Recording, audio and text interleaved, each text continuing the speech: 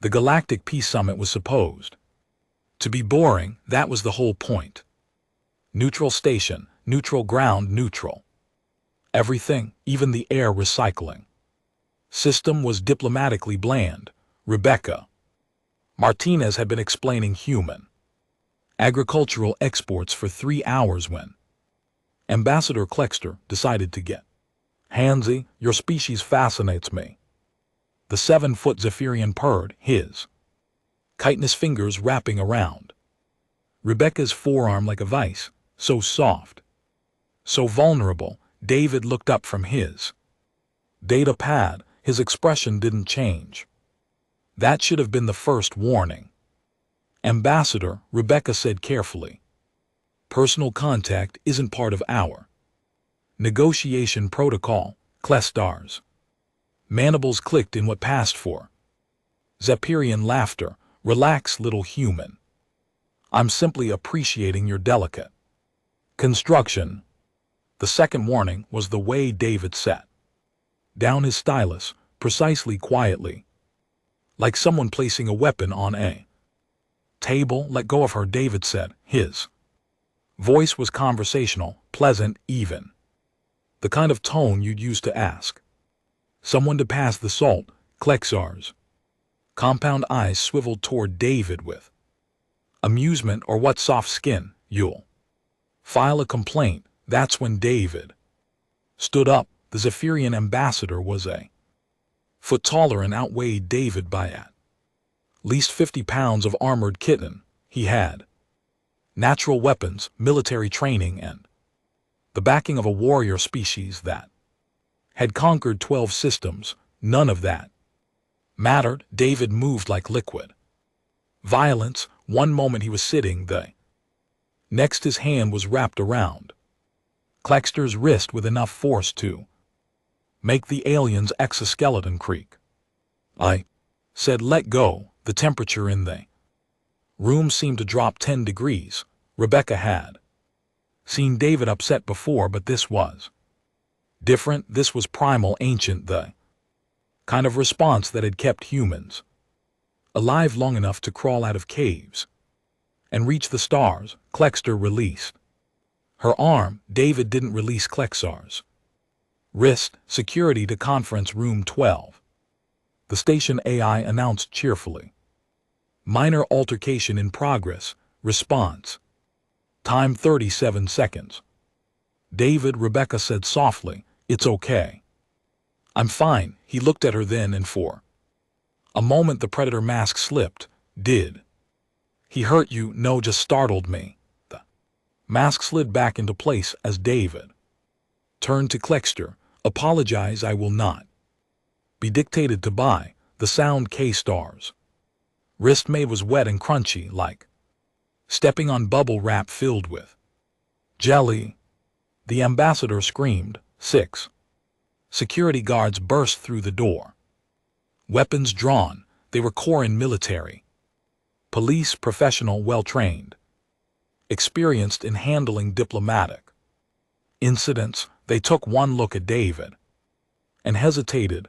That hesitation cost them everything. The first guard moved to flank David's left side. Standard procedure, textbook execution. He even announced his intentions properly. Sir, please step away from the ambassador. And David spun, grabbed the guard's shock baton mid-swing and drove it into the alien solar plexus hard enough to lift him off his feet. The guard hit the wall with a sound like a bag of wet cement. Oh, said the second guard. Yeah. David agreed and broke his nose. Third and fourth guards tried to rush him simultaneously. David caught the first one's weapon arm, used the momentum to swing him into his partner, and both aliens went down in a tangle of limbs and regret. Guard number 5 had the bright idea to use his ranged weapon. He drew his sidearm with practiced efficiency, aimed center mass, and pulled the trigger. David wasn't there anymore. The stun bolt hit the conference table, which exploded in a Shower of sparks and diplomatic. Documents. David was behind guard 5 now. One hand on the alien's weapon, the other around his throat. Rude David observed and demonstrated what happened when human grip strength met alien vertebrae. Guard 6 was backing toward the door. Weapon raised but shaking. Stay back. I'm authorized to use lethal force, so am I, David said mildly. The guards. Weapon clattered to the floor. He ran. David turned back to Ambassador Klestar, who was cradling his mangled wrist and making sounds like a broken air. Conditioner, now, David said, stepping over the unconscious guards. About that. Apology, the station's emergency klaxon began wailing. Red lights bathed the conference room in hellish crimson. The AI's voice echoed through the corridors. Security breach in conference room 12. All available personnel respond immediately. This is not a drill. Rebecca sighed. David, honey, I think you might have overreacted. David looked around at the carnage. 6 unconscious guards, 1 whimpering. Ambassador in a conference room that looked like a hurricane had passed through it. Maybe a little, he admitted. That's when the reinforcements arrived. 12 more guards flooded through the doorway. These weren't stationed, they were Corran Special Forces called in when regular protocols failed.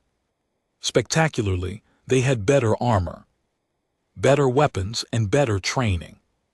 They also had the confidence that came from never having lost a fight.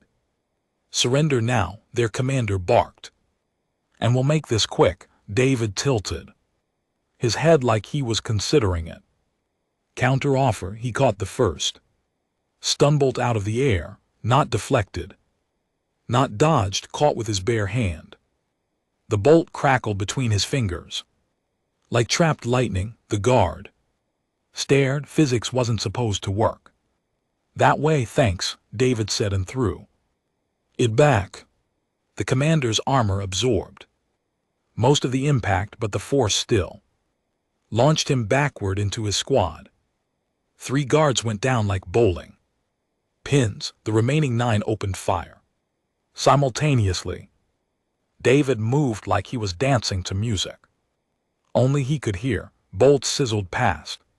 His head scorched the walls, set fire to what remained of the conference table. None of them touched him. He reached the nearest guard, took his weapon away, along with the arm holding it, and used both as improvised clubs.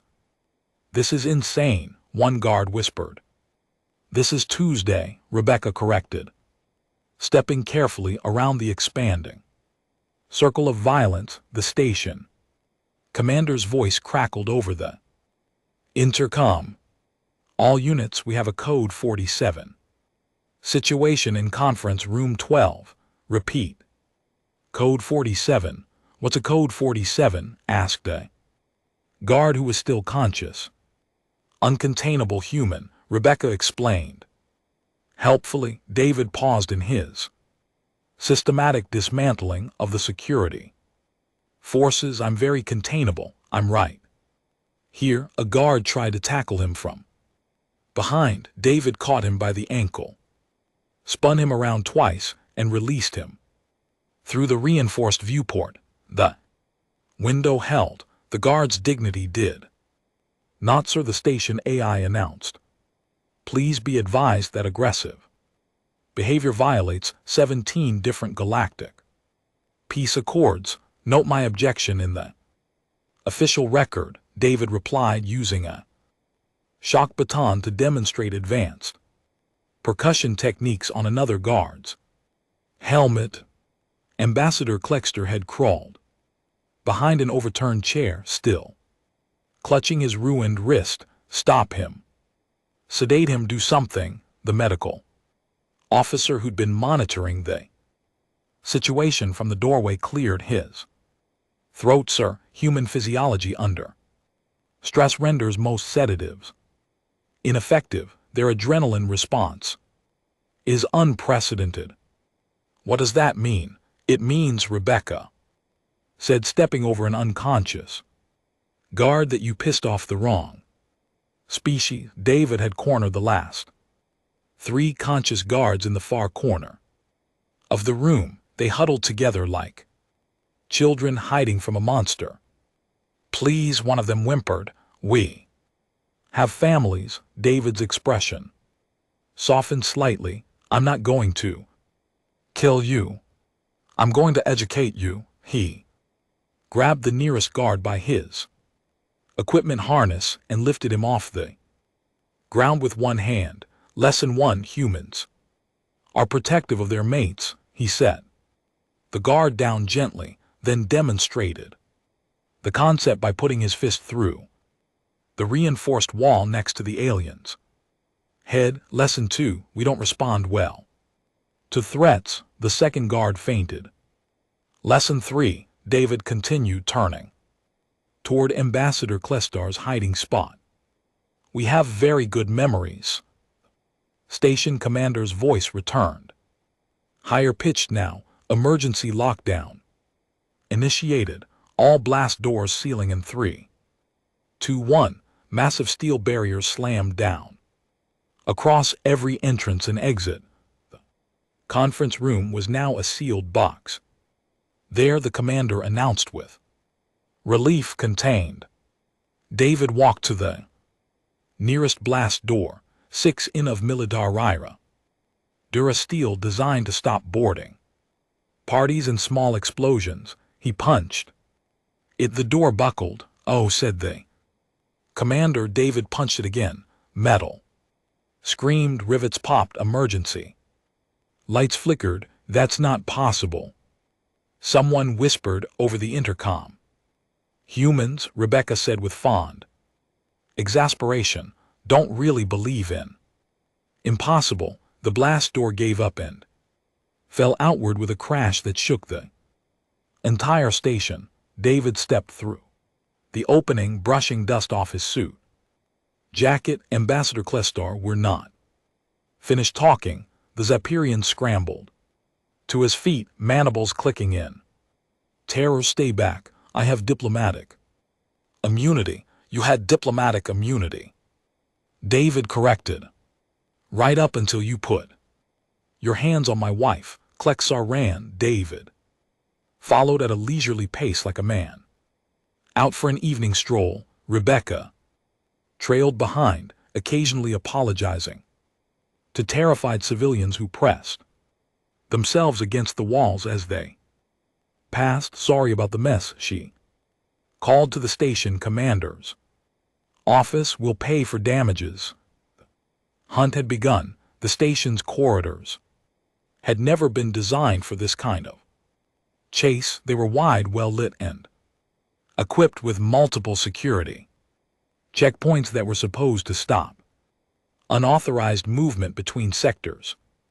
The designers had accounted for riots, boarding actions, even full-scale military assaults. They had not accounted for David. The first checkpoint tried to deploy its standard containment protocol. Energy barriers hummed to life across the corridor, creating an impenetrable wall of crackling force fields that could stop a charging rhinoceros. David walked through them like they were made of soap bubbles. The barriers flickered, sparked, and died with electronic whimpers behind him. The checkpoints AI began running diagnostic routines, trying to understand what had just happened to its theoretically unreachable defenses. Attention all civilian, the station AI announced, with a kind of forced calm that suggested someone was holding a gun to its processors. Please remain in your quarters until the current situation is resolved. This is for your own safety and the safety of others. Ambassador Klestar had a significant head start and the advantage of knowing the station's layout from 3 previous diplomatic visits. He also had the motivation that came from genuine terror and the growing certainty that his diplomatic immunity wasn't worth the data pad it was stored on. What he didn't have was the ability to move through solid matter, which was becoming increasingly relevant as David demonstrated that human determination could apparently overcome minor obstacles like reinforced bulkheads. "This is impossible," Kleckster panted into his communicator as he rounded another corner, his chitinous feet clicking frantically against the deck plating. "Humans aren't supposed to be this fast, sir."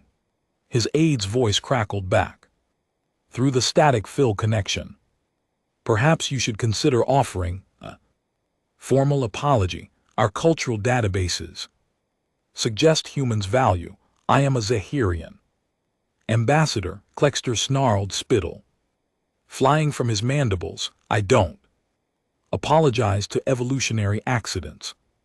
Behind him, something went crash with the finality of a building falling down. Kleckster risked a glance over his shoulder and immediately wished he hadn't. David was stepping through what had been a reinforced security door, the twisted remains of Durasteel framing hanging around him like metallic confetti. His business suit was still immaculate, his tie was still straight, he wasn't even breathing hard. "Evolutionary accidents," David repeated thoughtfully, his voice carrying clearly down the corridor despite the distance between them. "That's an interesting perspective from someone whose species peaked at scary bug with delusions of grandeur." Kleckster's compound eyes went wide with panic. Humans weren't supposed to have that kind of hearing or that kind of casual disregard for what constituted insulting diplomatic language. He ran faster. The corridor ahead split into 3 directions: left toward the residential quarters, right toward the industrial sections, and straight ahead toward the docking bays. Kleckster chose straight ahead without hesitation. His ship was docked in Bay 94. If he could reach it, he could escape this nightmare and file a formal complaint with the Galactic Council. This would probably mean war between the Zahirian Empire and humanity, but at least he'd be alive to see the opening salvos. The second security checkpoint was better prepared than the first. It had been monitoring the situation and had deployed its full arsenal of non-lethal suppression method, stun fields, sonic disruptors, even a localized gravity manipulation field that should have been sufficient to stop a rampaging elephant.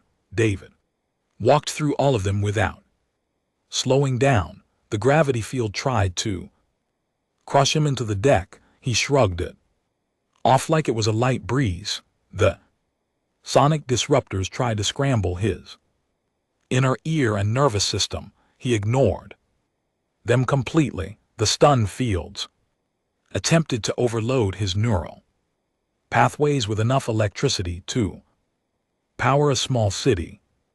David caught one of the stun bolts in his bare hand, examined it with mild curiosity, and flicked it back at the checkpoint's control panel.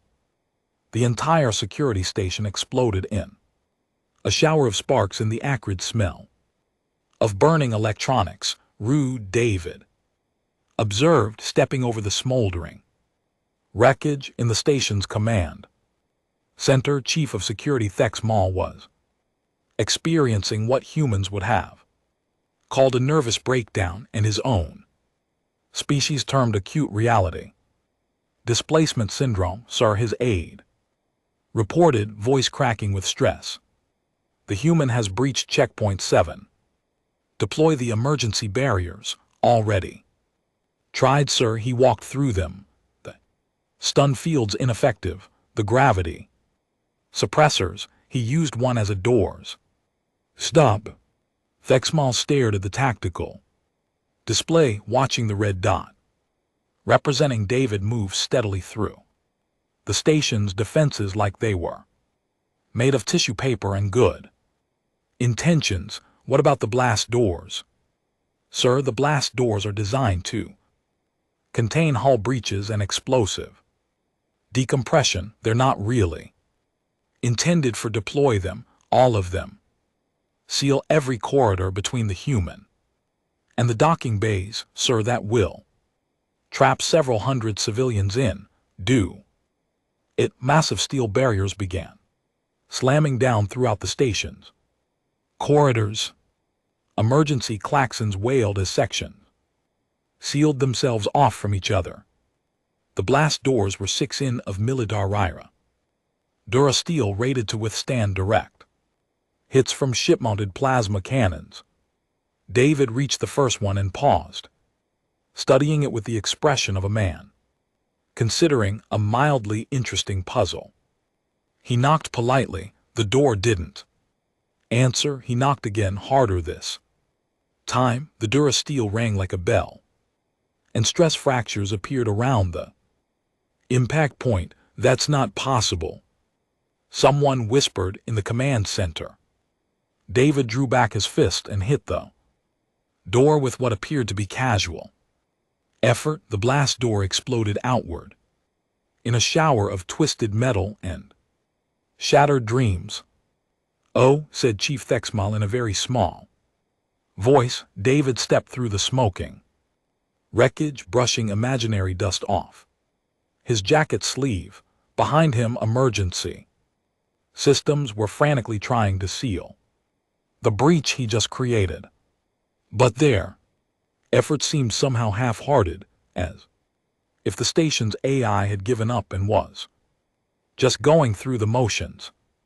Attention, the station AI announced, its voice now carrying a distinctly defeat tone. Please be advised that the current security situation has exceeded all established parameters. We recommend prayer to whatever deities you find comforting. Ambassador Klestar could hear the sounds of systematic destruction echoing through the corridors behind him. Each crash, each scream of tortured metal, each electronic death cry of another security system marked David's steady approach with the inevitability of sunrise. The docking bay entrance was just ahead. Klexter's ship, the diplomatic vessel Crimson Mandible, was moored in Bay 94. The bay doors were sealed, but his diplomatic codes would override the locks. He could be in hyperspace within minutes. He burst through the entrance and immediately triggered the emergency lockdown.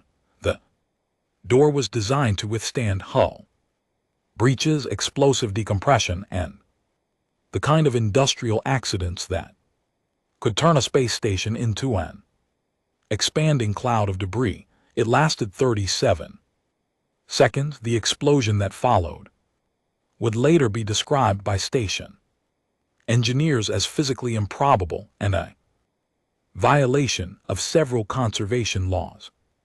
The door didn't just break, it ceased to exist as a coherent structure, transformed into a cloud of metallic particles and the dreams of security designers everywhere. David stepped through the wreckage, still looking like he was heading to a shareholders' meeting. Ambassador, he said politely, his voice carrying clearly across the vast docking bay. I believe we were having a conversation. Klexter's ship was 100 meters away across the bay's deck. He could make it. His species was built for speed when necessary. He just had to. He didn't make it. David's hand closed around the back of Klexter's neck with the gentle precision of a mechanical press designed by someone who really understood the concept of measured force. The ambassador's feet left the deck. Let me explain something. About human anatomy, David said, conversationally, his fingers finding the gaps between Kleckster's chitinous plates with the kind of intimate knowledge that suggested he'd been studying Zethurian physiology. During his walk through the station, "We're not as fragile as your intelligence report suggested," he lifted the 7FT alien off the ground with one hand supporting Kleckster's considerable weight as easily as he might hold a briefcase. "We're also not as civilized as our diplomatic credentials indicate." His grip shifted, fingers wrapping around the base of Kleckster's spine with surgical precision. David's knowledge of alien anatomy was apparently more comprehensive than anyone had realized. This, David explained, applying just enough pressure to make his point without causing permanent damage, is your central nervous system, specifically the junction where your brain stem connects to your spinal column. Damage it and you become a very large, very expensive paperweight.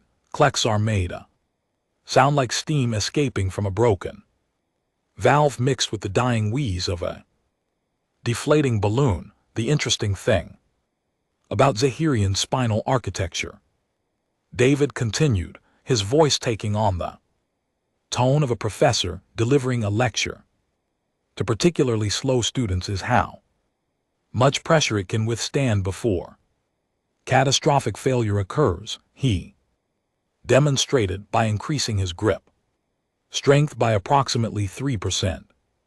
Kleckster's scream echoed off the docking bay's metal walls, reverberating through the chamber with a kind of acoustic properties that suggested excellent engineering and poor soundproofing decisions. "Now," David said, his voice returning to its previous conversational tone, "about that apology you owe my wife." The docking bay's observation deck was crowded with station personnel, all staring in horrified fascination at the scene unfolding below. Chief Theaksmall stood at the front, his face having progressed through several interesting colors before settling on a shade that his species associated with impending cardiac arrest. "Should we intervene?" asked his aide, though the question carried all the enthusiasm of someone volunteering for a suicide mission. "With what?" Vexmal replied, his voice cracking slightly. "We've deployed everything we have. Our best security forces are either unconscious, hiding in supply closets, or requesting immediate transfer to safer assignments like bomb disposal or wrestling space bears." "What about calling for backup from who?" "The Galactic Defense Force. They're 3 systems away, and by the time they arrive, this will either be resolved or we'll all be dead, possibly both." On the docking bay floor, David was providing what appeared to be an advanced seminar in applied xenobiology, using Kleckster's spine as his primary teaching aid. The ambassador's responses had evolved from screaming to whimpering to a kind of rhythmic keening that suggested his vocal cords were approaching their operational limits. "I could try shooting him," suggested Lieutenant Sexfar, who had arrived with the station's heaviest plasma rifle and what remained of his professional optimism. "You're welcome to try," Theaksmall said, "but our previous attempts at violence have been notably unsuccessful, and even if you manage to injure him, do you have any idea what the rest of his species would do to us?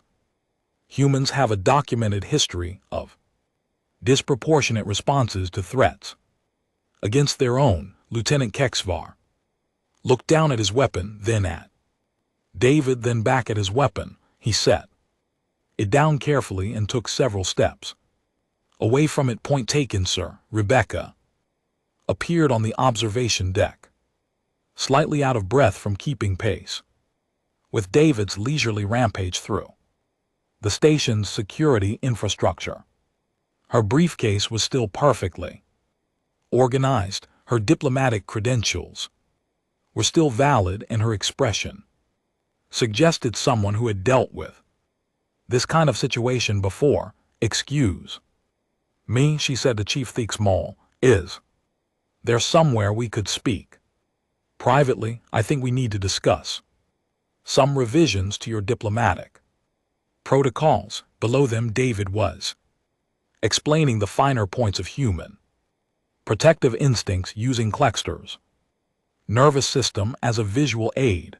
The ambassador's responses had devolved into a series of clicks and whistles that the universal translator was struggling to process. "Yes," Theaksmole said faintly, his voice carrying the hollow tone of someone whose worldview had just been systematically dismantled and rebuilt around the concept of human unpredictability.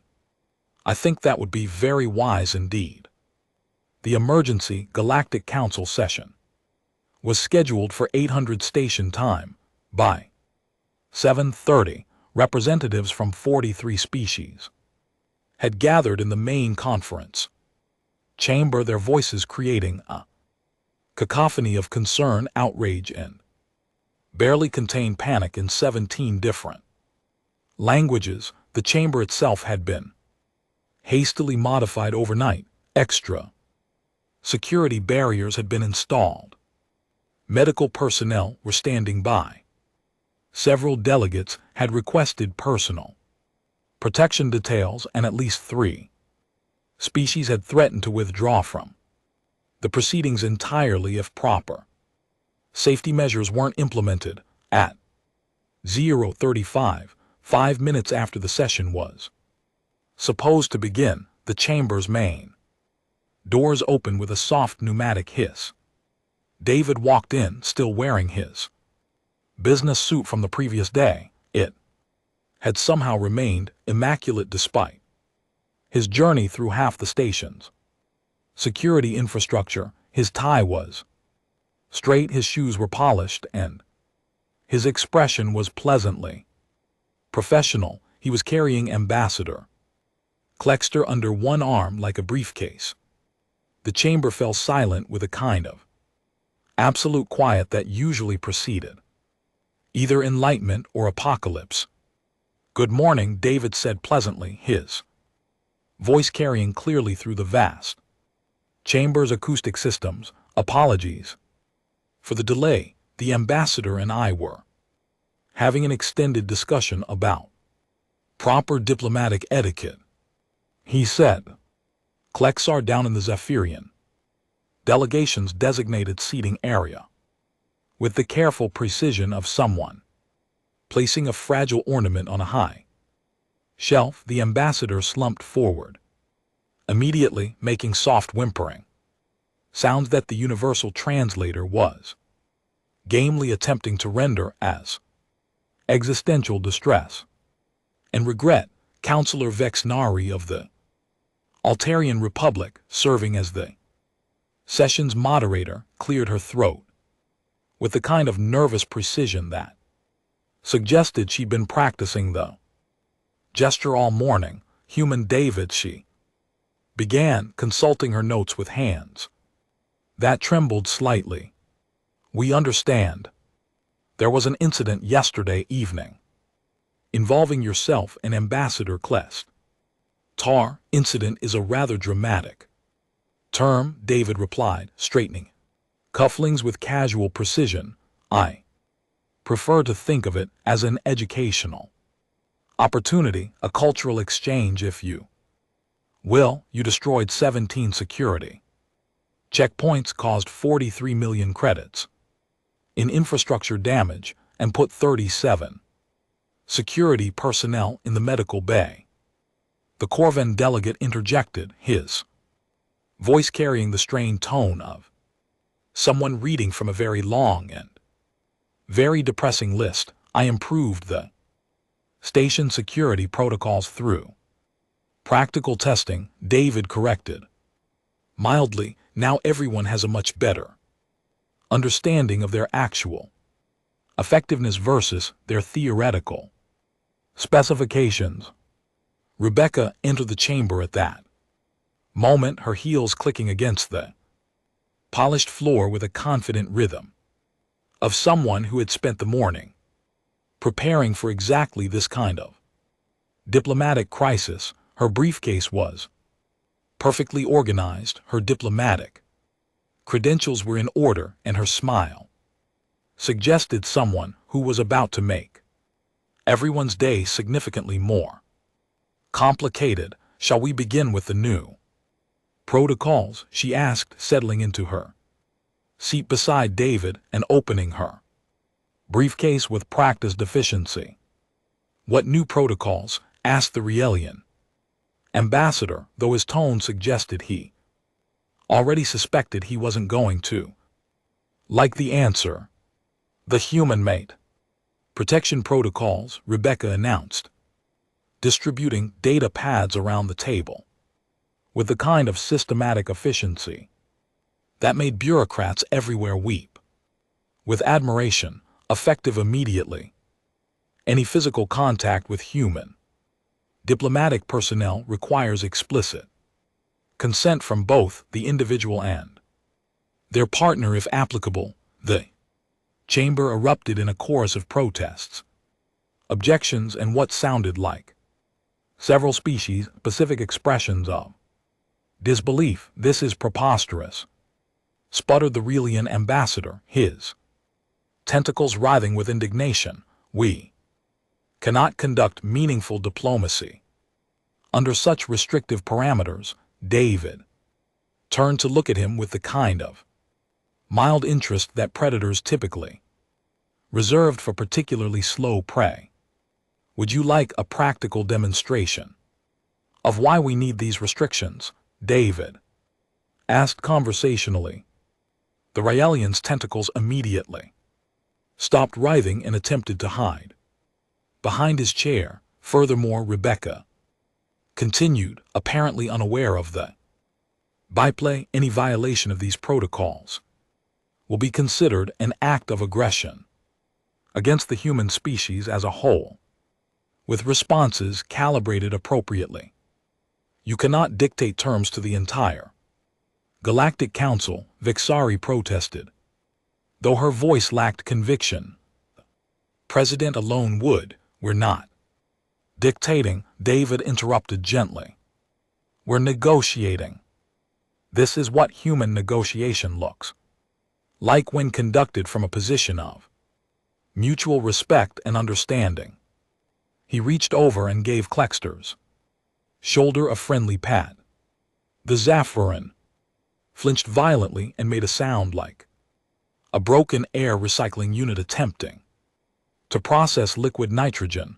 And if we refuse to agree to these terms? Asked the Corvin delegate, though he was already reaching for his stylus to sign the documents. David's smile remained perfectly pleasant and absolutely terrifying. Then we negotiate from a different position entirely. I'm quite flexible about methodology.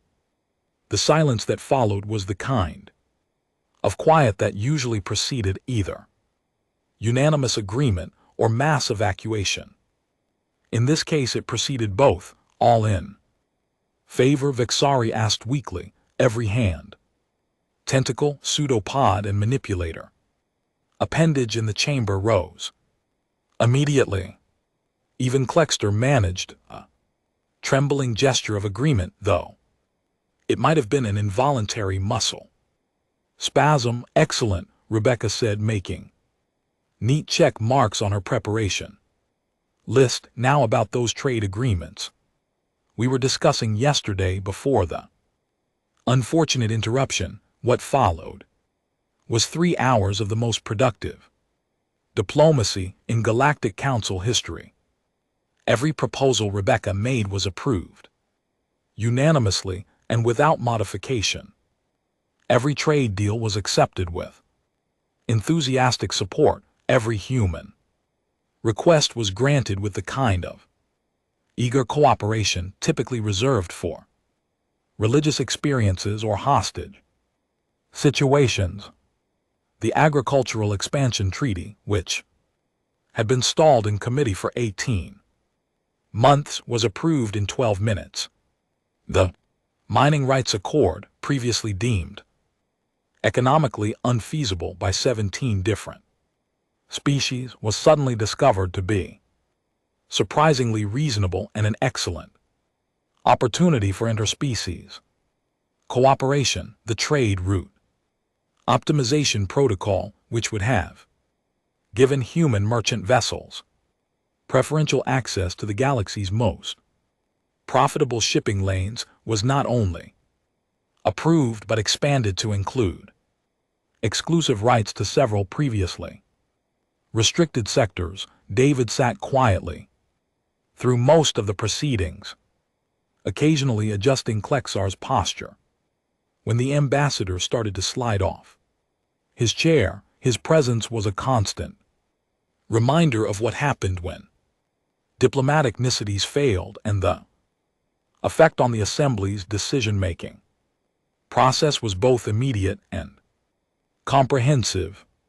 The Zephyrian Empire would be honored to offer humanity a most favored trading partner status, Klexter managed to whisper during a brief lull in the proceedings, his voice carrying the hollow tone of someone who had recently discovered religion through percussive theology. How generous, Rebecca replied. Making another note, we accept, of course, Klexter agreed, then added in an even smaller voice, please don't let him touch me again. That depends entirely on your future behavior, David said mildly, causing the ambassador to emit a sound like a deflating balloon filled with existential dread.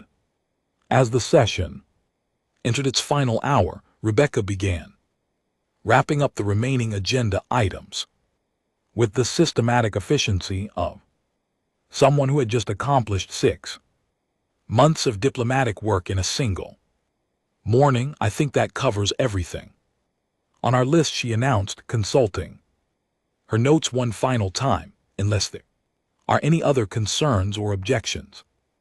The chamber remained absolutely silent.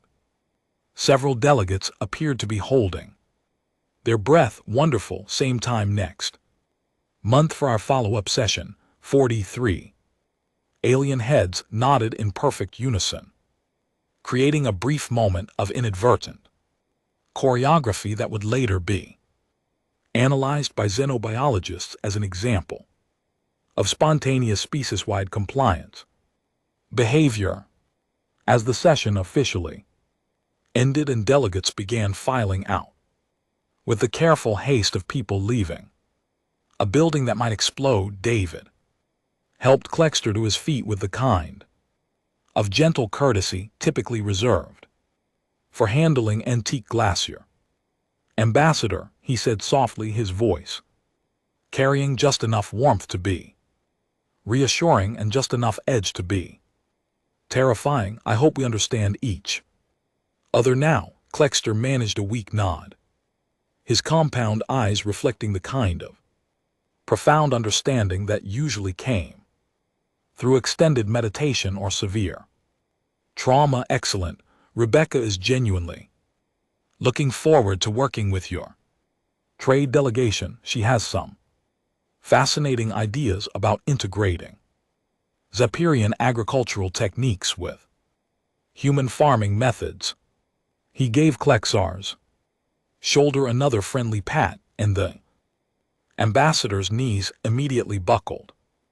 Only David's steadying hand kept him upright. See you next month. As they walked toward the exit, Rebecca slipped her arm through David's with the comfortable familiarity of a couple heading home after a successful dinner party that went remarkably well, she observed. Better than I expected, honestly, though I think we might have overcorrected slightly. How so? David gestured toward the fleeing delegates, who were practically stampeding for the exits despite their various species.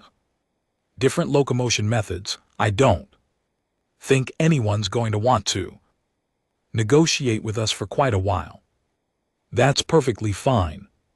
We got everything we wanted anyway, plus several things we hadn't even thought to ask for. Behind them, station medical personnel were helping Ambassador Klestar to the medical bay, the Zephyrian muttering something under his breath in a repetitive cadence that suggested either prayer or psychological conditioning. Never touch the humans, mate, he whispered. Never threaten the humans, mate. Never even look at the humans, mate, without explicit permission and proper documentation. The phrase would later become part of standard galactic diplomatic training, right after basic universal translation, and before how to recognize when you've started an interspecies war. In the observation booth above the chamber, Counselor Vexenari stood with her aide, watching the last of the delegates flee through the exits with the kind of dignified panic typically associated with natural disasters. Make a note in the official record, she said quietly. What should I write? Counselor Vexenari watched David and Rebecca disappear through the exit, walking hand in hand like they were heading home from a pleasant shopping trip instead of a diplomatic session that had fundamentally altered the balance of galactic power. Write this. Today we learned that humans are not the peaceful, cooperative species we believe them to be. They are something far more dangerous.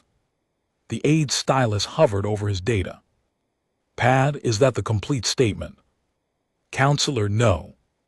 Vexenari turned away from the window, her expression carrying the weight of someone who had just witnessed the end of an era. Add this: they are peaceful and cooperative by choice, not by nature, and we should never ever forget the difference. She paused at the door, looking back at the empty chamber, where the future of galactic diplomacy had just been rewritten by a man in a business suit and his wife with a briefcase. Also, she added quietly, we should never have assumed humans were civilized just because they wear suits.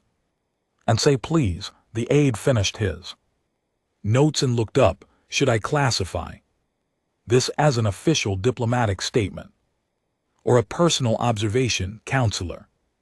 Vexenari considered the question for a long moment, thinking about David's pleasant smile and the way he'd carried a 7FT alien diplomat-like luggage.